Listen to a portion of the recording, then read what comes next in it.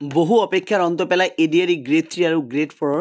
result date সম্বন্ধে অফিচিয়েলভাৱে কিন্তু CM ছাৰে কিছু কথা ক'লে সো যোৱা কিছু সময় পূৰ্বে আমাৰ CM ছাৰ শ্ৰী হিমন্ত বিশ্ব শৰ্মা ছাৰে ফেচবুক লাইভৰ যোগেদি এডিআৰই গ্ৰেড 3 আৰু গ্ৰেড 4 ৰিজাল্ট ডেট সম্বন্ধে কিন্তু ক'লে তেখেতে ক'লে যে অহা 2025 ফেব্ৰুৱাৰী মাহৰ লাষ্ট উইকৰ পৰা মাৰ্চ মাহৰ ফাৰ্ষ্ট উইকৰ ভিতৰত কিন্তু ৰিজাল্ট ঘোষণা কৰা হ'ব সো আমি এজাম্পশন কৰিব পাৰোঁ যে ফেব্ৰুৱাৰী মাহৰ 24 তাৰিখৰ পৰা মাৰ্চ মাহৰ 7 তাৰিখৰ ভিতৰত ৰিজাল্ট আহি যাব এডিআৰই গ্ৰেড 3 আৰু গ্ৰেড 4 তো তেখেতে অফিচিয়েলভাৱে ফেচবুক লাইভত এইখিনি কথা কৈছে সো যিসকলে আপোনালোকে এতিয়ালৈকে স্কিল টেষ্টৰ প্ৰস্তুতি লোৱা নাই যে গ্ৰেড 3 কাৰণে কিন্তু স্কিল টেষ্ট দিব লাগিব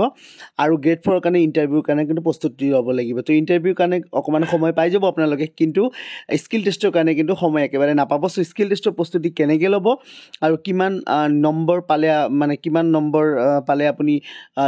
স্কিল টেষ্টৰ কাৰণে প্ৰস্তুতি লোৱাটো আপোনাৰ কাৰণে ঠিক হ'ব মই নেক্সট ভিডিঅ'ত এইখিনি আপডেট জনাই দিম আৰু স্কিল টেষ্টৰ কি প্ৰস্তুতি ল'ব লাগিব এইখিনি এটা ভিডিঅ' আপলোড কৰিম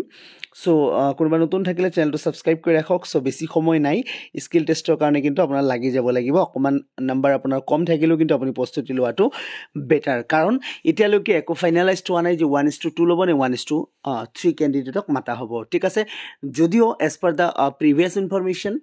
যে 1:2 হিচাপে মাতে তেওঁলোকে কিন্তু 1:3 বা 1:5 হিচাপত যদি মাতি দিয়ে তেতিয়া কিন্তু আপোনাৰ সময় নাথাকিব প্ৰিপাৰেচন কৰাৰ সো ঠিক আছে নেক্সট ভিডিঅ'ত এইখিনি কথা আলোচনা কৰিম যে কিমান নম্বৰ পালে আপোনাৰ কাৰণে সেভ স্কোৰ হ'ব আৰু